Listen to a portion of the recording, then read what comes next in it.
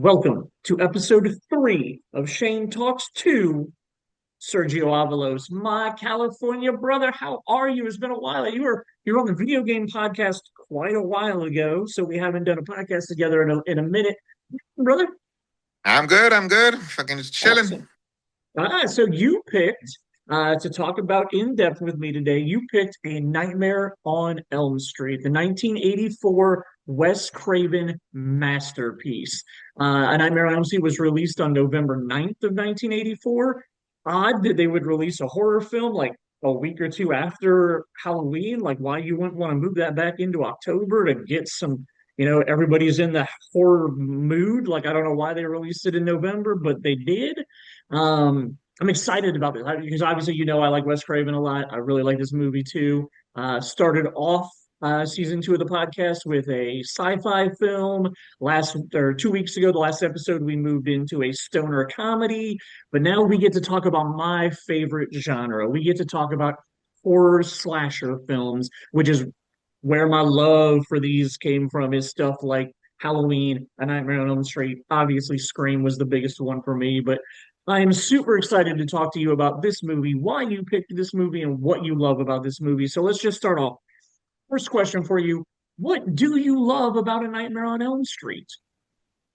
So I had to really think about this when you first mentioned it to me, right? And I came to the conclusion that I really love A Nightmare on Elm Street because of the mythos that it created with Freddy, right? It's not necessarily just Nightmare on Elm Street, but the fact that it created a whole series, right? Mhm. And honestly, as the series progresses, it does have ups and downs, but I am entertained by the entire series, right? And again, I love movies just as much as you do, right? And to me, with movies, it's a lot about if it entertains me, right? And Freddie, and I don't know, this is something I was talking to my other one of my friends at work about, that I was just like, I don't know, maybe it says something more about me than anything else, but I love the fact that Freddy Krueger just messes with his victims before he Mhm. kills them, right? Yep. And it's just for whatever reason, I just find that hilarious, right? And I find it entertaining. It's just one of Mhm. those things that even with because a lot of people always kind of hate on like the later films because of how cartoony he becomes, right? Yep. And he's really more evil in part one, Oh yeah. right? And part Yep. three. But even in part one, he still has his moments where he does like silly stuff, Oh, yeah. For sure. right? Where like he cuts off his fingers and he just starts laughing, right? Yep. Where he takes off, or where Tina, like at one of the first scenes, right? Tina takes off his face like falls off, and it's a skeletal thing, and he's just cackling at her, Hmm. right? So he does, even at the beginning, though, he was still, um, how should I say this? He was still a Joker, right? He was Yeah, I can see still, that. so it's something that I think people kind of forget as the movies go on. And I know it's embellished more in the later series and whatnot, but again, it's still, again, because they created that character, right? And I Hmm. just find that character to be entertaining and hilarious, right? They created this whole story that you end up following through years and whatnot. Yep. And, I think that's one of the main reasons why I ended up loving it. That, and also, it was one of the first horror movies that I ended up watching, right? That Um, always leaves an impression on people. yeah, and obviously I was probably too young to be watching something like that, but it's not like my parents ever saw what I was watching, you know.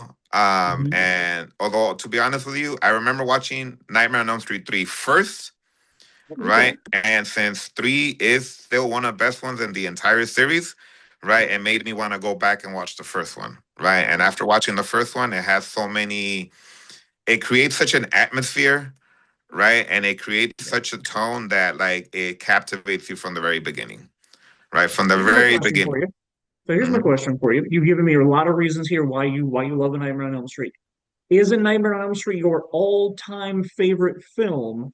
Or if it's not, what is your all-time favorite film? So I'm very, I change my opinion, Oh, okay. on a daily basis. So Understandable. what I will say is that A Nightmare on Elm Street is my favorite franchise. Okay, I like that answer. That's good. Right? Maybe not my favorite movie of all time, right? But it is my favorite franchise. Like All right, so it is one of my if favorites. okay, if I put a gun to your head though, and I said, Sergio Avalos, tell me your one and only favorite film of all time, what would your answer be at that point? Again, I change my opinion on a daily basis. So depending on the day, it might be Jurassic Park. Okay, all It right. might be The Matrix, Oh, okay. right? I love when a 1999 film gets mentioned. It might be A Nightmare on Elm Street, Okay. right? It might be freaking Return of the King, Lord of the Rings, Oh, that's my right? least favorite in that franchise. And Really? it's my second least favorite. So Eh, a few minutes ago, you mentioned the fact that you were very young the first time that you saw A Nightmare on Elm Street. Do you remember the actual first time that you watched it, or do you have any memories of like? I mean, you were obviously really young, you said, but do you remember like watching it? Did it scare you a lot when you were a kid? I want to say it did, but honestly, I don't remember. Right? Okay, It all was right, that obviously works. such a long time ago that I don't remember, but I'm sure it did obviously leave an impression because the Nightmare on Elm Street series is that's a series that honestly I probably watch once a year. I watch Nice. the entire series, That's right? awesome. For the exception of part two. I can't stand part two. Part two is pretty bad. Part two is pretty Yeah. bad. I agree with you that one and three, and then I love a New Nightmare a lot. So Yeah, one, three, same and a New here. Nightmare are the ones that I watch the most out of all of them. Yeah, yeah. Is I'll rewatch all of them, right? For exception of part two. But yeah. is there any time that you can ever remember where a friend of yours or somebody that you knew said, "I've never seen a Nightmare on Elm Street," and you were like, "I have to show you this movie. I have to be the one to introduce you to this franchise that I love." Do you remember any time that you've ever been the one to introduce somebody to Freddy Krueger? So I didn't watch it with them when they ended up watching it, but I did convince one of my cousins to end up watching A Nightmare on Elm Street, right? Awesome. And I think it's hilarious that he ended up loving it so much too that he ended up buying a. Remember back in the days with the I think it was just a DVD set. It wasn't a Blu-ray, but they had a DVD Yep. set of the whole collection of all of them together, and it had that picture of like Freddy with the In claws the and whatnot. spines. Yeah, Yep. so he ended up buying it, right? Awesome. Before I did. Oh, nice. You know, Yeah, but I bought it at one point too, but I honestly don't know if I still have it. I don't know what I would have done with it, but yeah, that DVD box set, well, it looked really awesome. I remember buying it yeah, at Best Buy, and now that you bring it up, if I do still have it, it's in a box somewhere with all of my other physical media and whatnot, but I just don't remember seeing it in there recently. I'm gonna have to go look for that. yeah. So I did convince, and he did end up liking it, and he was very, and he was older by the time he watched it too, right? He wasn't young. He was like maybe in his early 20s, Okay, right? When he ended up watching it, but it still left an impression, and to me, that's the sign of a good movie. That doesn't matter how old it is, that if it could still leave an impression on you, right? It could still entertain you 20, 30 years later. absolutely. That's a Yep. great movie, you know? For sure. So let's jump back. I mean, I was 4 years old in 1984. I think you're a year or two older than me or whatever. So you were 5, 6 in 1984. Neither one of us probably remember seeing the movie poster, the original movie poster for A Nightmare on Elm Street in theaters. But like, I'm assuming you've seen the poster since then, right? Like you Yeah, know yeah. what the one sheet looks like for A Nightmare on Elm Street. Anything like that's a pretty wild one sheet to put out there in the 80s. Like, I mean, it has a skull on it. Like, the main girl doesn't look anything like Nancy at all. But it's kind of a wild poster. You've got, yeah, and I mean, like it's got a female that you can tell is topless with the blanket over her. I feel like that's kind of risky. I don't think they'd get away with that in modern society or whatever. But like, is there anything that stands out to you about that poster? Like, do you like the poster or do you like the box art they used for any of those like DVD releases?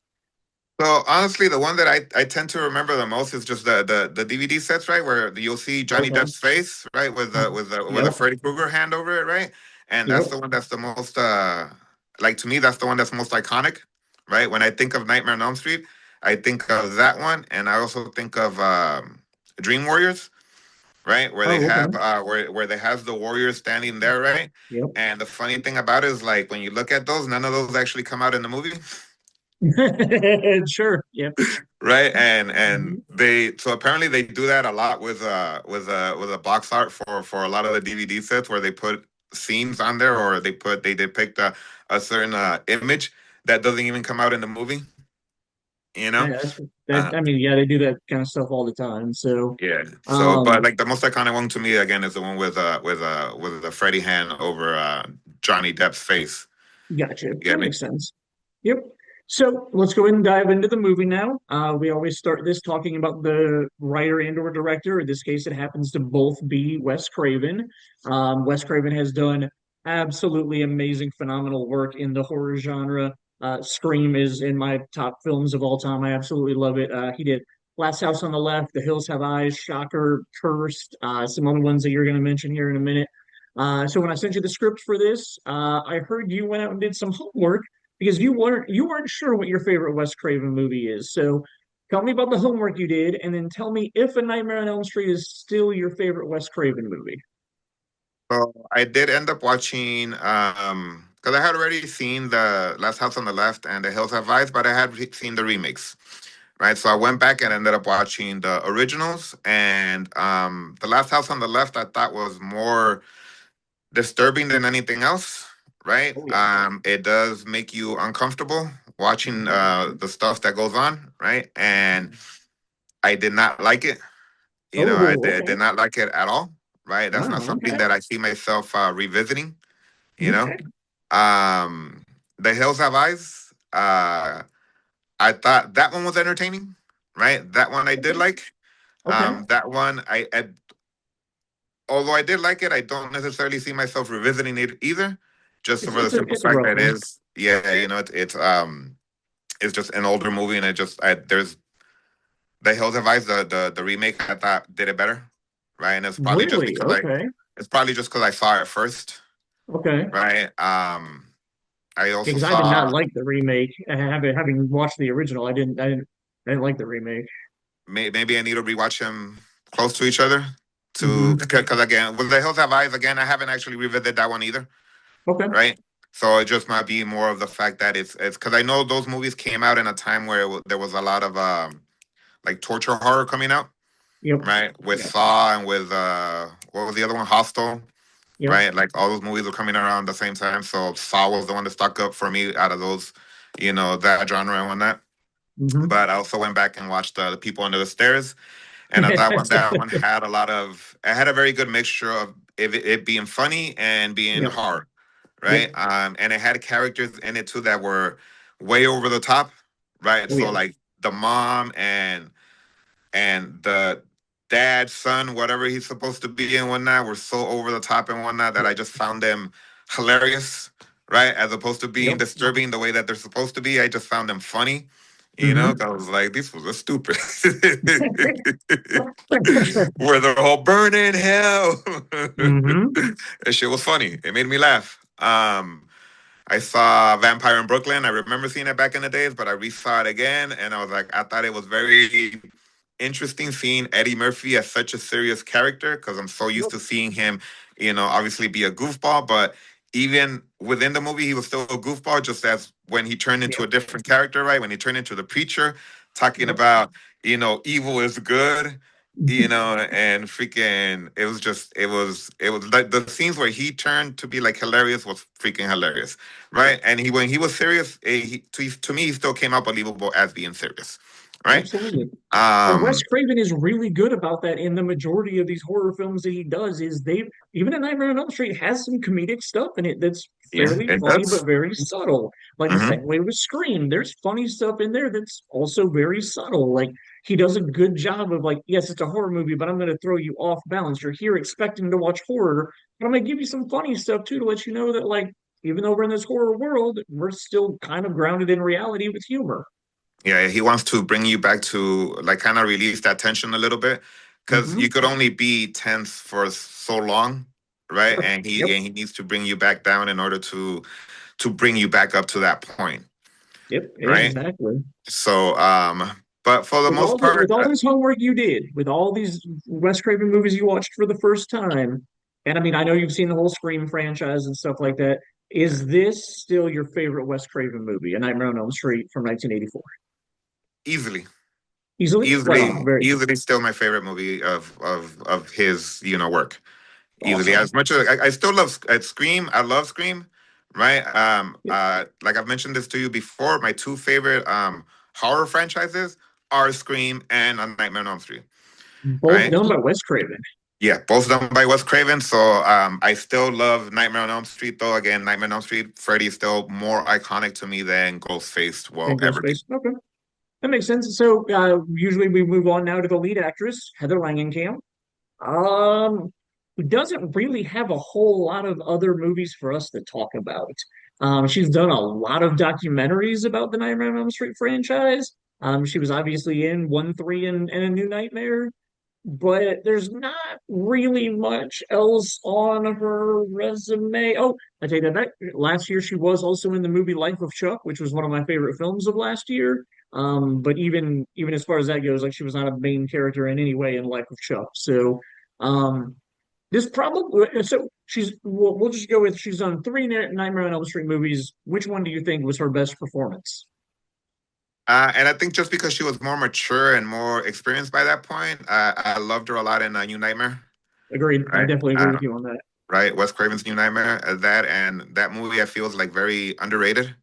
Oh yeah, You for know, sure. I think it's one of his best works as well.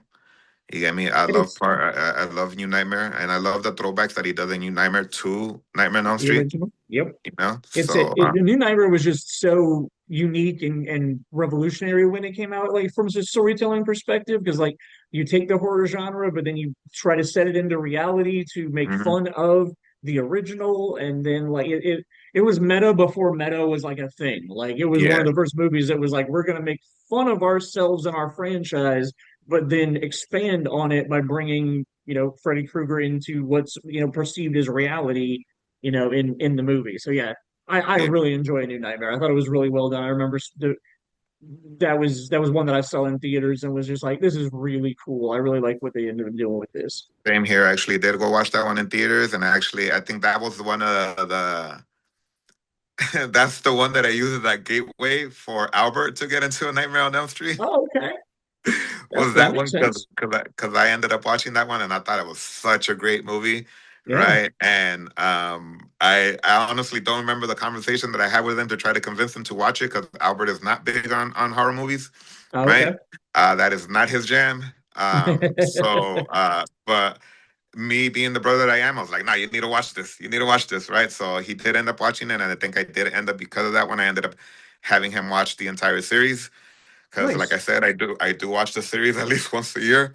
That's awesome. So it was probably one of those where I just decided, and I know you had mentioned earlier where like Nightmare on Elm Street came out after Halloween, Yep. right? But to me, Nightmare on Elm Street I love the series so much that I just end up watching it whenever, right? Oh, nice. It doesn't have to be the Halloween season or anything like that, or the spooky season in order for me to watch it. Uh-huh. I end up watching it just randomly whenever I feel like watching, That's a dope. comfort movie. All right, so Robert England, we have quite a bit more to talk about. He has a little bit longer of a film resume. Obviously, he played Freddy Krueger in this and the entire series, the entire franchise until the reboot. And I love Jackie Earle Haley as an actor, and I thought he was okay as Freddy, but like just nothing, not they went too serious with the remake. And I mean, I know a lot of people had other issues with the remake, but like it wasn't the Freddy Krueger that we all grew up with, which when I disassociate it from the original franchise, I don't think it's a bad movie. It's just it's not what Freddy Krueger was when we grew up with him. So Robert Englund was also in Urban Legend, the 1998 film. He was in The Phantom of the Opera, Wishmaster. Oddly, in D. Snyder's Strangeland, he was kind of a good guy, which was very different. Like not what I'm used to seeing, not what I'm used to seeing him play as. Um, I'm pretty sure that your favorite role of his is Freddy, but like, are there any of those other ones that you really enjoy him in? um, feel like it's a guilty pleasure for whatever reason, but Wishmaster. Okay, I end yeah, up liking it's a fun movie. I end up liking Wishmaster, and actually, I like that whole series, right? Because I see all the Wishmasters maybe every like couple years. I do end up watching all of them, right? Okay. And yeah, I always do remember Robert Englund in that one, right? Yep, absolutely. And I also remember him fondly as being one of the professors, one of the teachers in Urban Legends. Yep. Even though I did try to, I remember I told you right, I ended up trying to rewatch Urban Legends not too long ago, and when I watched that, I was like, why did I watch this movie in the first place? It's so good, dude. It's so fun. I, The Legend is fun. I love that movie. Joshua I, Jackson. I did. And on the rewatch, I did not like it. I was just like, because I remember liking it when I was younger. That's why I ended up rewatching it. You get me? And you were right when you were younger. Me and old Sergio are having trouble here. Me and young Sergio, we get along. Like there is nothing wrong with Urban Legend, bro. That movie is so much fun. Is the end and the killer reveal dumb? Yes, I will never argue that fact. But overall, it's a Honestly, fun that's one of the movie. parts that I like about the movie is the reveal at the end. Oh, really? Oh Everything man. leading up to that, I'm just like, why is this? Because you know how sometimes they do, right? And I know they do it just specifically to continue driving a point or to continue driving the story, right? But why do they make so many stupid decisions, right? And I feel like it happens a lot in that movie. You get Sure. me? Yep. So, I can't argue that fact at all. Um, but regardless, whatever, you know. yeah. So you mentioned him earlier, in the supporting cast as Nancy's boyfriend. This was Johnny Depp's first film that he ever did. And what I really think is cool about that is like Johnny Depp, obviously a mega star these days. I mean, maybe he's fallen off a little bit recently with all of his drama and whatnot, but like I mean, like he had a very extensive, specifically the Pirates of the Caribbean run, where like this dude was amazing as far as Hollywood went. Kevin Bacon is another pretty large named actor, or at least was in the 80s and 90s. His first movie ever was a horror film, Hmm. Friday the 13th. Like, it's really cool to see some of these, actors that ended up going on to do mega stuff that all started with these small horror movies. So I really think that's cool. I always forget kind of how big of a part Johnny Depp actually has in this movie, and then every time I watch it, I'm like, because I'm always just like, oh, it's Nancy's boyfriend. He's around, a little bit or whatever. But like every time I watch it, I'm like, no, that dude's got a significant amount of screen time, and he is the most normal Johnny Depp you will ever see in your life.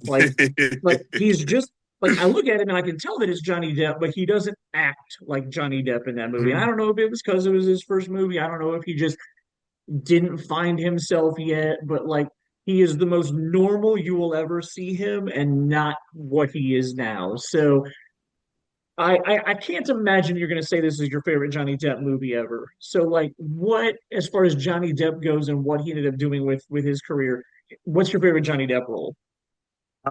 Honestly, it's cliche to say it, but Jack Sparrow, you get me? Sure. That makes sense. Obviously, that's still the most iconic role that he's ever had. Yeah. And I think, it's one of those things where, like you said, with Robert Englund, right? You see Robert Englund, you think Freddy Krueger, Yep, right? And to absolutely. me, that's how Johnny Depp is. You see Johnny Depp, you think Jack Sparrow, right? You don't He did think, kind of end up living his life very Jack Sparrow like. Like when you see him in the real world, he dresses and has jewelry and stuff that makes him very yeah. much come across as Jack Sparrow in the real world. Yeah, and I personally think he loves that character. He probably sees himself as that person too, right? Because I've Yep. also heard of stories of him just going to hospitals dressed as Jack Sparrow, right? Trying to liven up, people or like little kids that are on cancer or anything like that, right? hmm I've heard of him going to Disney World dressed up as Jack Sparrow, freaking going around the and Disneyland, going around fucking the Pirates of the Caribbean ride and whatnot. I've heard about that. So to me, I think personally, I probably think he does see himself as Jack Sparrow, right? Absolutely. So I have seen him in other films, and they just don't necessarily. I've never gone back to revisit most of any of his other films. You get me? So besides the Pirates movies, right? I have seen the Pirates of the Caribbean at least a handful of times, at least the first three. So I absolutely love his film Blow, and I also have like a special like connection between you and Blow because Blow came out in 2001 when I was living out in LA. I went Yes. and saw it at our competitor, the Edwards, whatever it was Mhm. called. Yeah, yeah. But I'm a huge fan of Blow. I think he was amazing in Blow. Yeah, he wasn't bad in Blow. And again, those just one of those things that when I see Johnny Depp, I really don't, see him as anything else, right? Yeah, And I really don't think of anything else, right? Like I know he came out in what was it, Astronaut's Wife, oh God, right? which was unfortunately a 1999 film that I had to do a podcast on, so I had to rewatch that piece of garbage. And yes, that movie is absolutely terrible. It does not hold Right. up. I hated it Like, when it came out. There's nothing redeeming about it. Yeah, The Astronaut's Wife is complete garbage. so, like the other film that I honestly remember him, right? Mhm. It's just a cameo appearance. It's not even a movie of his. It's just a cameo of his, right? Okay. It's freaking Freddy's Dead, The Final Nightmare.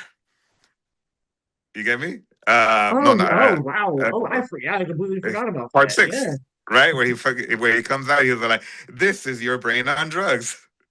And he comes out on the TV, right? That's That is Johnny so, Depp, I forgot all right? about that. Yeah, And that's honestly that's the other film I remember him about, besides the Pirates movies.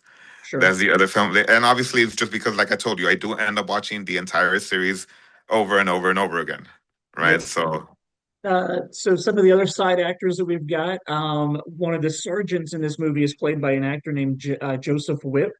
Joseph Whipp would go on to become the sergeant in the first Scream movie. So I really kind of find it very, and at some point we'll talk about some of the parallels that happened between A Nightmare on Elm Street and Scream and how they came about. But just that actor being a sergeant in this, and then like what would it have been like 15 years later being a sergeant in the Scream franchise. I thought that was cool.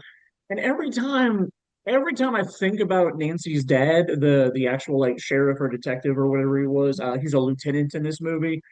I'm always like, oh yeah, John Saxon. That guy's done a lot of stuff. I know I've seen him in a lot of movies. And then I go and actually look at his filmography, and I'm like, the only other movie John Saxon has ever done that I've seen is Black Christmas, where he was also a cop in Black Christmas. you And I'm never just saw like, Enter the Dragon? Bruce Lee? oh, was he in Enter the Dragon? Oh, Yeah, okay. he's in Enter the Dragon. Okay, I stand Right? corrected. I have seen Enter the Dragon. I don't remember him in Enter the Dragon, but okay, I stand corrected on that. I've seen him in that. Um, and then let me ask you this: this woman only has one scene in the entire movie. She plays Nancy's teacher. She is the sister of the producer of this film. The producer was Robert Shea. His Yep. sister was a very young-ish actress at that time named Lynn Shea. Mhm. She went on to become huge in the Insidious franchise. Like, are Yep. you an Insidious fan? Yes, I am. Yes, I You am. are? Okay. Yeah, So I am. you knew where I was going with that. Yeah, yeah, yeah, yeah, yeah. What I definitely remember her scene in A Nightmare on Elm Street where she was like, "But you're gonna need a hall pass." When Nancy freaks out in the classroom and she's like, "I'm gonna just go home." Mhm. Yep. Um, So I am not a fan of the Insidious franchise at all. I and like and it's weird because what I'm about to say is not going to make a lot of sense, but I am not really a fan of supernatural horror. Like I don't like the ghost babies or like the possessed dolls or anything like that. Like that that's not my kind of horror. so And you're I not into the Conjuring, understand huh? what's that? So you're not No, into the no Conjuring Conjuring. franchise? No, no, not a fan of those movies either. The Annabelle franchise, the what? Yeah, no, not a fan of any of those movies. Which is weird because like this is kind of like you could consider a Nightmare on Elm Street supernatural horror, and I say that I'm not a fan of supernatural horror, but Very much it's so. still very slasher-ish-y though. You've got a Yes. guy like Michael Myers, like Jason Voorhees, like you have somebody pursuing their victims as opposed to just being like a possessed doll or a creepy baby or like, any weird stuff like that that's just I feel like those movies are just like we can get away with anything because we'll just say it's supernatural.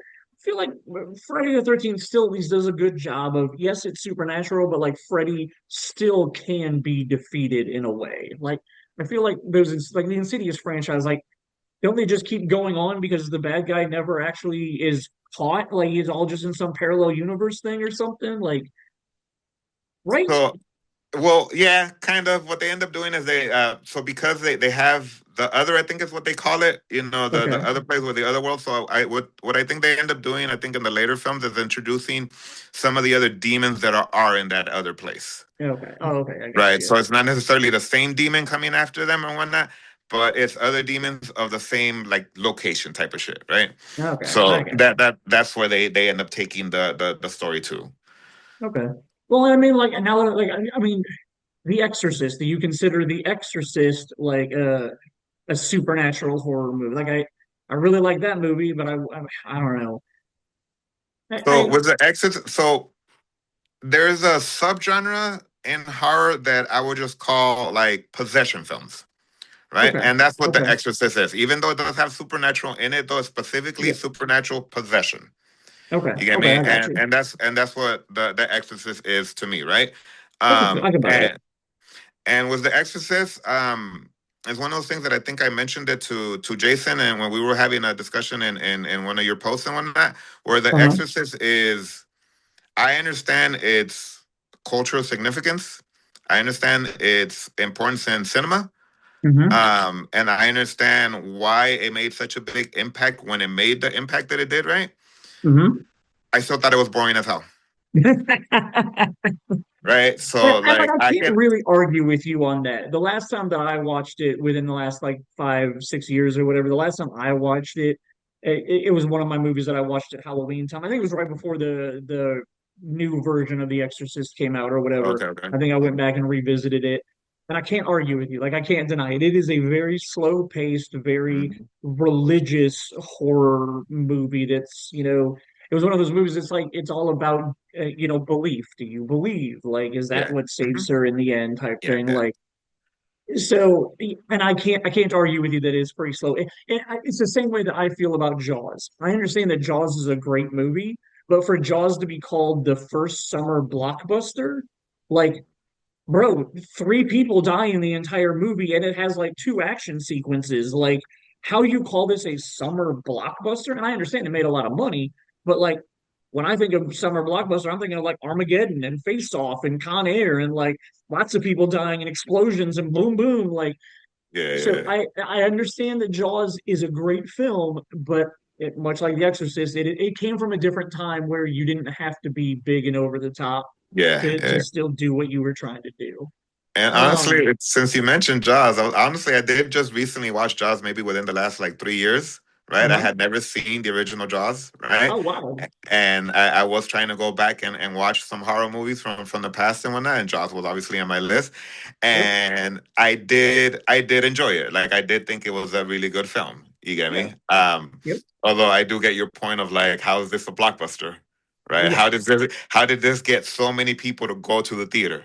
Yep. And not only that, but it was probably one of those things where people went back to the theater, right, to rewatch Yep. it, right, and that's Yep. how it became a blockbuster because so many people went back to rewatch it, you Hmm. know. Right. But I did think it was a good movie, right? So one of the parallels that I want to address between Scream and A Nightmare on Elm Street, the girl who plays Tina in this movie, like I don't know the actress, I don't know anything else she's ever done, I don't know her name, but the actress who plays Tina, I feel very much created what we got with Drew Barrymore in Scream.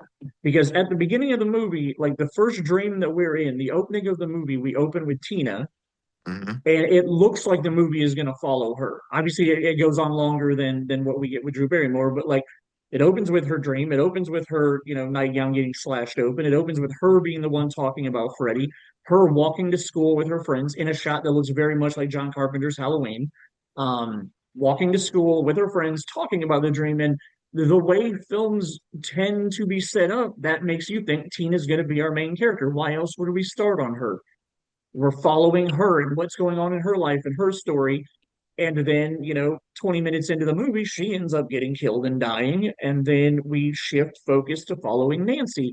I feel like that is very much exactly more or less what ends up happening with you open the movie with Drew Barrymore and think this movie's going to be about Drew Barrymore. The entire marketing campaign was around Drew Barrymore.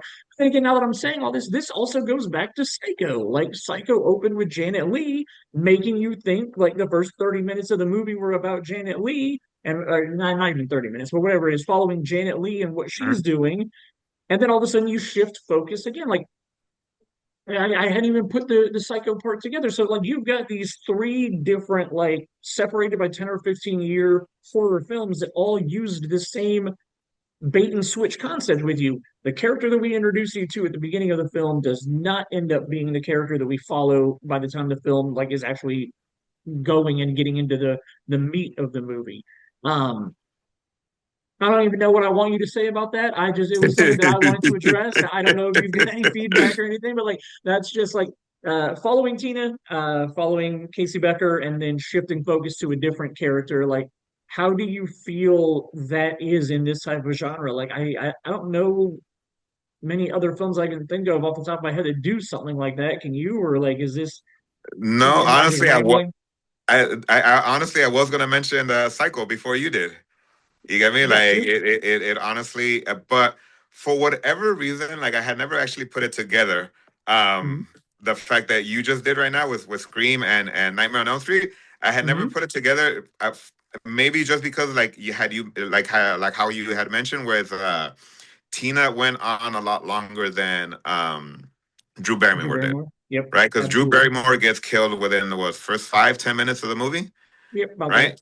And Tina does have um more of a character that she can Yep, develop, right? yep. So that's why I had never put that together. So the thing that I had um put together was I for whatever reason I did see the parallels between Psycho and Scream, right? Was the Yep. beginning of how Scream goes and how Psycho goes, and I Sure. was just like, and I was wondering because I don't remember because I have seen some like interviews with Wes Craven, and I can't actually remember him mentioning Hitchcock, right? Okay. And whether he was influenced by him or not. Obviously, he was, right? To some extent, sure. Um, but I don't remember ever hearing an interview with him saying that specifically that he was influenced by Psycho, right, or by that specific director as well. You Yeah. know, so but he must have been in order to do that twice. Or possibly just subconsciously. Well, but then again, like even I don't know how much how much of that was Kevin Williamson, who wrote Scream, True. going back to the the fundamental like storytelling of A Nightmare on Elm Street, or even Kevin Williamson going back and looking at that, and going back and looking at Psycho, and deciding that's how he wanted to open his film. Like it's interesting that three different writers, because I don't even think Hitchcock wrote Psycho. I think somebody else wrote Psycho. So whoever wrote Psycho, Wes Craven, Kevin Williamson, they all used this same concept of starting Yeah. the audience on a journey with a character and then bait and switching them, hoodwinking them, and being like, no, this Sam Raimi does it with The Evil Dead to an extent. No, he does, Not huh? as much specifically with this, but it's definitely a bait and switch in The Evil Dead, because like typically a jock character out of your main Evil Dead cast, like typically the jock character is the one that would be the one to survive everything, and the nerdy guy that Bruce Campbell played wouldn't. So like not exactly the same, because it's not like a character that dies off in the opening like 20 to 20 minutes of a movie or anything, but like it does seem to be something in the horror franchise where Cabin in the Woods does this also. That's what I was The just going to two mention. Cabin in the Woods. Yeah, the two people that survive Cabin in the Woods are the least likely people that you would expect to survive. You would expect Chris Hemsworth, the jock of that movie, Mm, to be yeah. able to be the one to survive. So, like as we're discussing, like it's very interesting how often the horror genre really does this. I think, I think Psycho, Nightmare on Elm Street, and Scream do it in a very similar 100% fashion of we're going to start you on a journey with one character, and then they die, and then you have to follow a different character for the rest of the film. So, Well, doesn't like yeah, Friday the 13th do it too? Like at the beginning, because I'm like, isn't the I forget who the final girl and that one is called, but she's not really the focus like throughout. I want to say like half the movie, that's true too. Well, right? Like they don't. and then for the two sequels, Friday the 13th Part 2 and Part 3, the opening scene of each one of those is the final scene from the movie before, and then it Mhm. ends up killing off that Yeah, character. Like, yeah, yeah. so like Which is one of the they things I don't kind like of about did it. Friday. Was that? Which is one of the things I don't like about Friday the 13th. Oh, Like really? they kill off their final girl too quickly. You Yes. know? In both of those, they stopped doing it after that when they started spinning off into other weird stuff. But I remember Yeah. Friday the 13th Part 2 opens with the end of the first Hmm. movie, and then Hmm. Friday the 13th Part 3 opens with the end of the second movie. So yeah, just a it's a weird thing that horror movies do. I like it, especially with the three that we're specifically talking about. I like the way they do the bait and switch of that kind of Yeah, yeah, stuff. yeah. Same here, same here, same So here. thinking back on the entire film of A Nightmare on Elm Street, when I say A Nightmare on Elm Street, like, what is the one shot or the one scene that this shot is a part of that stands out the most in the entire film for you? Like, if I'm just like Sergio, you get to pick one frame out of A Nightmare on Elm Street to epitomize what A Nightmare on Elm Street is. What shot and from what scene is that? So that's very hard to do considering how many good scenes there are in A Nightmare on Elm Street, Sure, right? Like the scene with Glenn dying and getting sucked into the bed, of water absolutely. gushing up, right? Yep. You know, the scene where Freddy comes through the wall, right? Hmm. The scene where, the phone and his tongue comes out of the phone.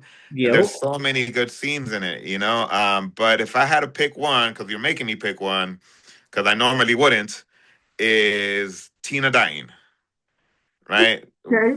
Okay. With Okay. Tina, at the Yeah. beginning, like you see her freaking coming out and whatnot, going back in, and she's getting, you see the flashes just the coming out through her stomach, right? And Yep. then her being dragged upstairs, Up. her screaming for her Yep. life and whatnot, and then Rod just acting all crazy and whatnot, and knowing what the hell to do because obviously, what the hell do you do when you see something like that, right?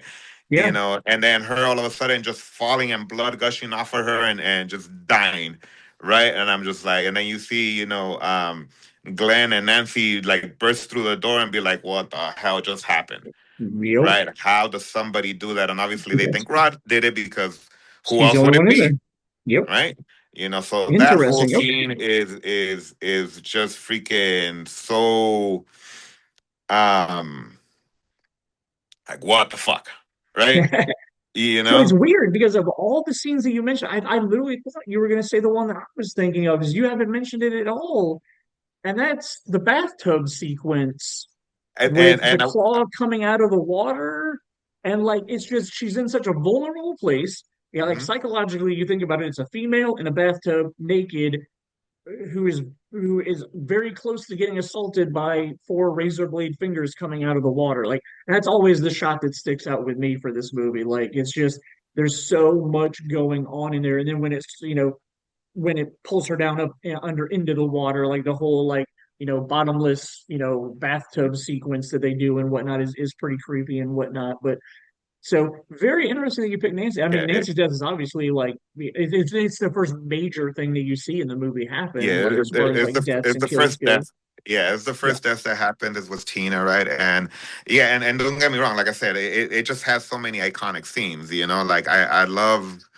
Honestly, I could talk about a lot of different scenes and whatnot. But again, it was Sure. more the fact that you're just like pick one, and I was like, all right, I gotta pick one. I was like, let me see which one was the one that gave me, and I think it's such a great scene because it does, even though the movie's already been going on for a little bit, like before the first kill, it does set up how he's gonna kill the rest of his people, like how gruesome it Sure. can get, how even though like again he did have those like clown moments before it, right, where like I said this is God and whatnot, and what you call it, but it shows that like how like visceral he can get when he wants to, right, and Mhm. that just sets up the entire franchise, right, not just Absolutely. that movie, but it sets up the entire franchise, so that's why I ended up picking that scene.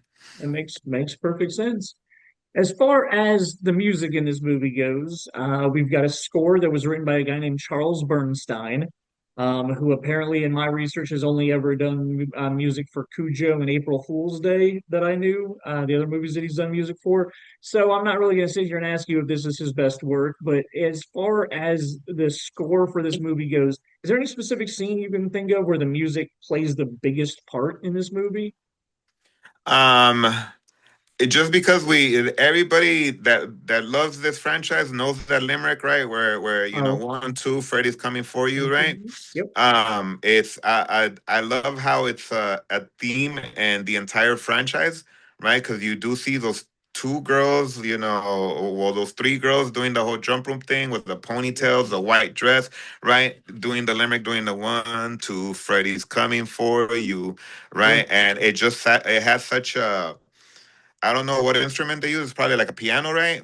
And Probably.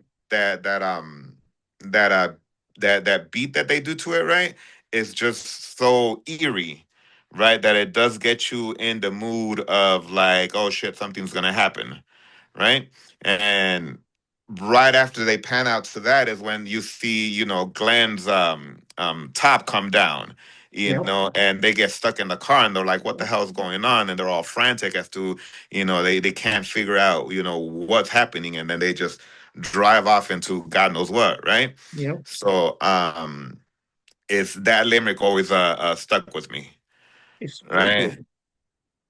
cool. So, getting into some trivia stuff about this movie. Did you know they shot this entire movie in 32 days? Like super low budget, like super fast shooting. Like, I mean, 32 days to shoot an entire film is not a lot. So that's a pretty quick turnaround for making this movie. Also, Freddie, and I want to get your opinion on this because I have a feeling that you're not going to say that it would ever work.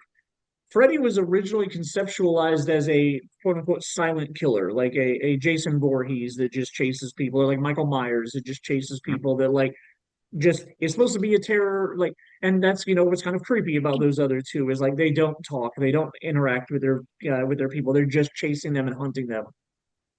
Would you ever think that that could work for Freddy Krueger?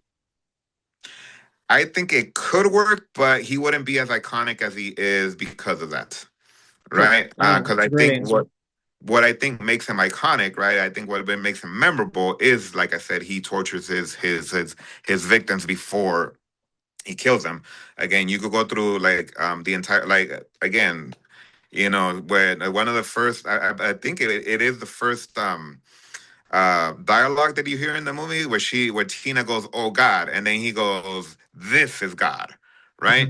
Hmm. Hmm. Um, well, Nightmare on Elm Street 3, right, where he was like, "Welcome to prime time, bitch," and puts her through the TV, right? Yeah, And that takes it a little too far for me. and Dream Child, where he's just like, "You're all my children now," or Dream Master, right?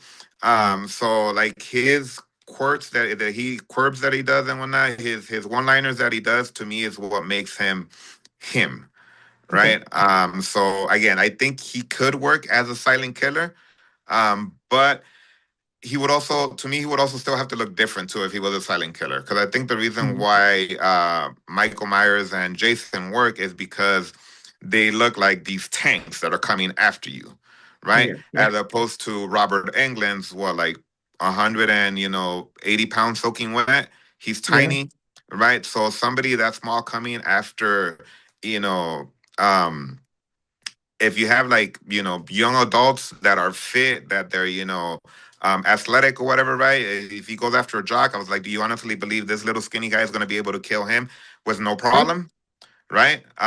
There's going to be a fight there, you get me? And Mm. you won't seem as menacing if somebody is fighting back, right?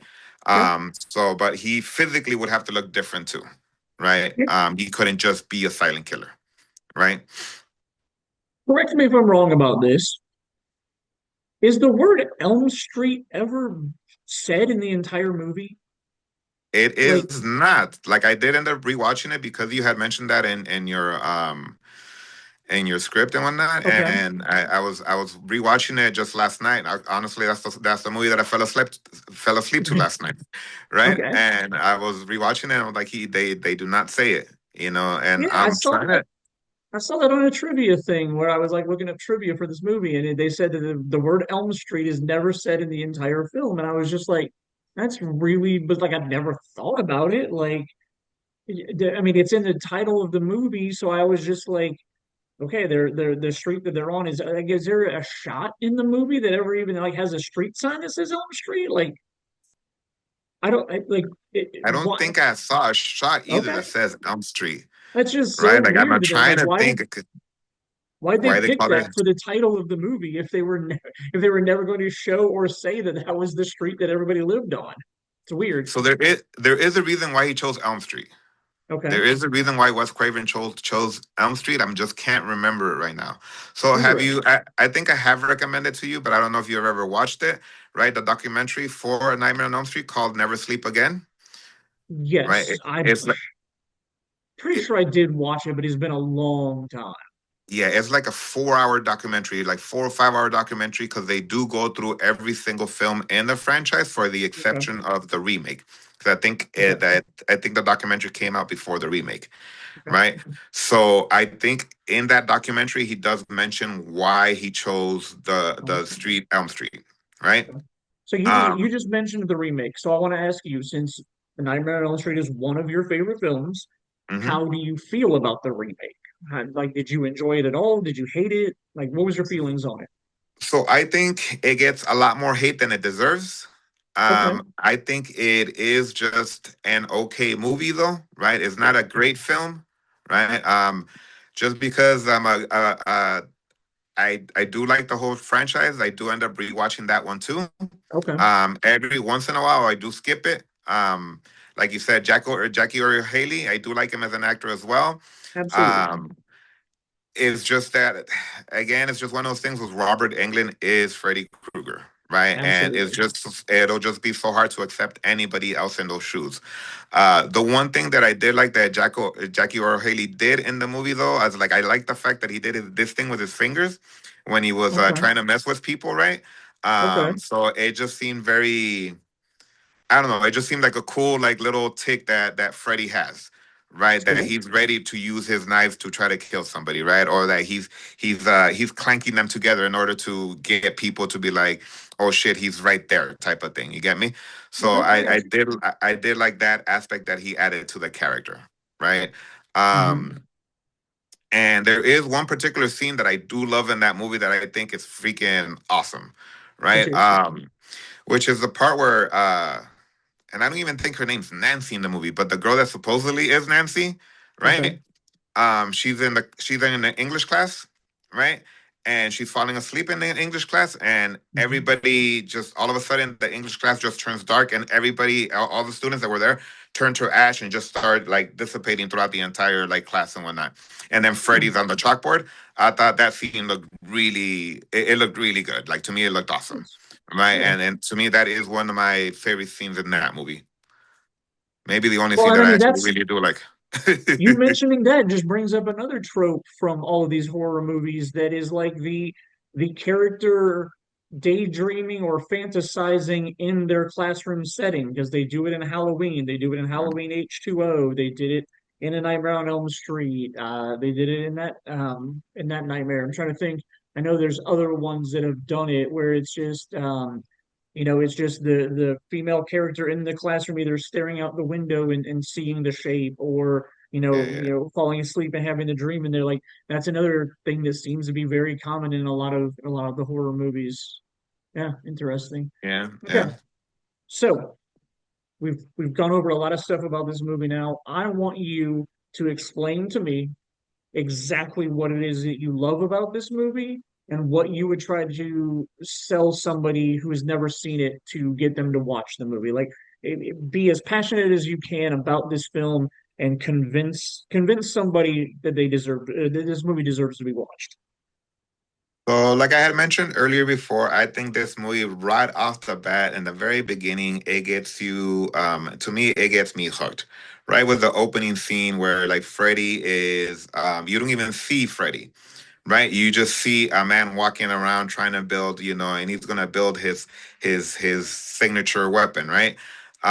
And the music that goes along with it, right? Automatically it puts you in that mood of like, what's going on here, right? So if you want a movie that will get you, that'll get you vigilant as to what's going on, right? And it sets the mood, it sets the atmosphere. Like honestly, when I was rewatching it yesterday, it's something that I had never really paid attention to because it didn't really I guess registered with me, right? Was the fact that Mhm. like most of the movie is dark, right? It Oh yeah. has these little scenes of like where there's light, right? But most of it happens in a dark boiler. It happens inside the house when the house is dark, right? It happens, where you're walking down the street and it's at night. They're trying to fall asleep, so everything, so a lot of the movie happens in the dark, so it sets the mood and the atmosphere of the movie really well, right? And then you do have this killer again that comes at them in one of their most vulnerable states, which is in their own bedroom while they're asleep, right? And what can you do at that point, right? Yep. And again, with Freddy, he is such an iconic character. Like you see him and you automatically recognize him. Like he is an icon in pop culture, right? You know the fedora, you know the green and red sweater, you know the burned face, you know the claw, right? When people see that claw, everybody knows that's Freddy, right? So to me, it's one of those things that that movie just does so well, right? That to me, it just creates this character so well, and and you love to see also that you have, because I think Heather Langenkamp did such a good job at playing that girl next door, that you have this character that's such a normal character that throughout the film you see her change into becoming a character that, because of the circumstances that she's put into, she fights back. Not only does she fight back, she actually ends up winning at the end, right? Well, so you think that she ends up winning at the end, right? The only reason why she doesn't win convincingly is because of Bob Shea, right? But Yep. according to Wes Craven, he was going to finish it with Freddy dying, Freddy being dead, right? Bob Shea saw a franchise on it, and that's why they added that Really? scene. Yes, yes. So when you look at Okay. that documentary that I told you, Wes Craven Yeah. was one and done. That's why he didn't do another Nightmare on Elm Street until Wes Craven's New Nightmare, right? Okay. None of the ones between 2 and 6 were done by Wes Craven, right? All of Okay. those were done by other writers and other directors. But you said you wanted, if I heard you correctly, Wes Craven wanted a happy ending for A Nightmare on Elm Street. Not that he wanted a happy ending per se, but he wanted Freddy to die. Oh, okay. Oh, wow. Right? I All don't know right. exactly how he wanted him to die because obviously you never get that, No. So I don't know exactly if he wanted a happy ending or whatnot, right? But he did want Freddy to be one and done, Wow. right? Interesting. Which and he admits in the documentary that he's like, I was wrong, because obviously you saw how big Freddie became, right? Sure. But like, if it, to me again, like I would say that as if you ever want to see why this character is so big, why people love Freddie so much, watch Nightmare on Elm Street, the first one, right? Watch the original Nightmare on Elm Street. I'm like, that's where he gets a lot of his characters. Like even when you hear Robert Englund talk about Freddie, right? Like he talks about Freddie being a not a cowboy, but like a westerner. Like he almost has like a holster. That's the reason why he walks with a, like, if you notice a Nightmare on Elm Street, he walks with a limp where like his side Yeah. where he holds the glove, he holds it down, right? Because he's ready to use it when that holds him down, but he's ready to use it whenever he needs it, right? Nice. Um, Going back to like a little bit of trivia and whatnot. Um, Robert Englund was not the original actor that played Freddy, right? The Didn't original know it. actor that tried out for Freddy was an older man because Wes Craven saw Freddy Krueger as an older man, Okay. right? So he originally cast an older man, and I think it was just some like stunt double because again, like you said, he wanted him to be a silent killer, right? So Okay. that's why he casted somebody older, and he wasn't saying anything, right? And then when Wes Craven saw like the shots that he did, he was like, "Nah, this isn't working." And Robert Englund had just come off of remember that show V that was on Yeah. Fox, Yeah. Yep. right? He had just come off of that. He was like, "This skinny dude, you want this guy to play him, right?" Because he was very nerdy in that show, right? Okay. And so he wasn't convinced that he could play somebody that somebody would fear, right? Yeah. But then once he saw him in the whole getup and the whole outfit, right, and he saw how he interacted in the scenes with Tina specifically, he was just like, "That's my guy," right? So that's why Nice. he decided to keep Robert Englund, right? That's awesome. Uh, Right. So that was one of the things that I found very, very interesting, right? The fact that, like, again, you said he was a silent killer and they had somebody that was older, right? Hmm. More hokey, right? Fucking just following this girl around. And then you have Robert England from coming in and it looks like he's almost doing like a crawl or the first time he goes after Tina. You get me? And it's just like, Oh what the yeah. hell is this Yep. fool doing? and as opposed to just walking, Yep. like obviously Michael Myers, Jason, they just walk for the most part, right?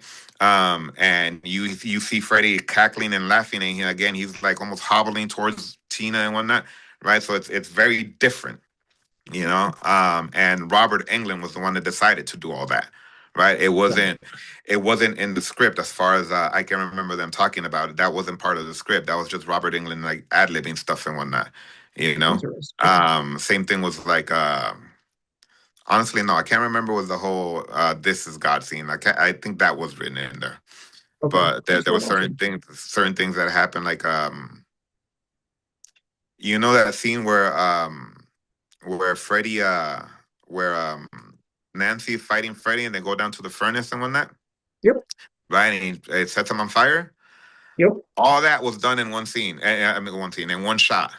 Oh, So that wow. stuntman was on fire for that entire time, where he runs around the furnace, up the Uh-huh. Up stairs, the stairs. gets knocked back down the stairs, right, and then crawls back up the stairs a little bit.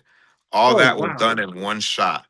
So And that dude as was on fire that whole time. Yeah, that dude was on fire Ooh, that whole time. And I was just wow. like, "Whoa, snap." That's Um crazy. and and then another interesting tidbit too about the movie was so the part where the death scene of Glenn, where you see the Yep. whole thing come out, right? Yep. So they did that. They built a room on a crane, right? Mm-hmm. In order to Flipped it do that. And upside down. that's the one that they used for Tina, right? Oh, To okay. when they killed Tina. Okay. So it was the same one. But Yeah. if you notice at the end of Glenn's like death scene, you start Uh-huh. seeing the blood go sideways, Yeah, yeah, right? I yeah, don't know yeah. if you noticed. The Yeah. reason why it went sideways because so much blood had fallen in there that it was bottom heavy, so it was churning the entire thing No as they way. were Oh, recording it, wow. as the crew was on it. So everybody was all scrambling to get off of it because they were going to be flown off. Oh, So that's crazy. that's why you see it go sideways, and obviously Wes Craven decided to still keep it in the movie and just slow it down Oh, but yeah, I because it ended up definitely, looking amazing, right? It ended yeah. up looking amazing in the movie. So, Yeah, I knew that it was filmed upside down so that they could just like pour the water out and make it look like it was splashing up on the ceiling. But I had never really paid attention to the fact that it all shifted over to one side. and Most it's very subtle, interesting. so it doesn't, like, you don't see a lot of it, right? But you do Right. see, like, if you look at the ceiling, you see the blood on the ceiling going this way. I mean, you Interesting. see the blood on the ceiling, like, especially towards the end of it, and you honestly Hmm. see it, like, even when it's like not when it's gushing, right? But like towards the Hmm. end of it, when it's just finally like just dripping a little bit, like before it actually hits Yes. before it hits the ceiling, you see it go this way. You see Well, and then it. you made the comment that he slowed it down, and that makes sense because I always thought that like right before the mom opens the door or whatever, those last couple of like moments of it going up, I was always like, it just doesn't. It feels like it's a lot slower than like what was just happening. It feels slower to me when that happens, and you saying that they slowed it down, that makes sense why I've Yeah, always had that feeling about like the end of that scene being slow. That makes sense. Oh, yeah. well, So Sergio, bro, I appreciate you being on here, man. I appreciate thank you all for of having this me. Thank you for knowledge having that you're dropping, man. Like you and I mean, we could literally make a 4 hour podcast about us talking about movies. me. So, I Yeah. mean, but we've hit our hour mark. We've talked about everything that was on the script. You gave me a bunch of extra information that I absolutely love you bringing to the table, man. So thank you for your time. Thank you for joining me for this episode. I absolutely love talking about this with you. The horror franchise is one of my favorites, or the horror genre is one of my favorites. So getting to talk to you about it has been awesome. Same We here. will be Same back here. in 2 weeks for our Valentine's Day episode, the day before Valentine's Day.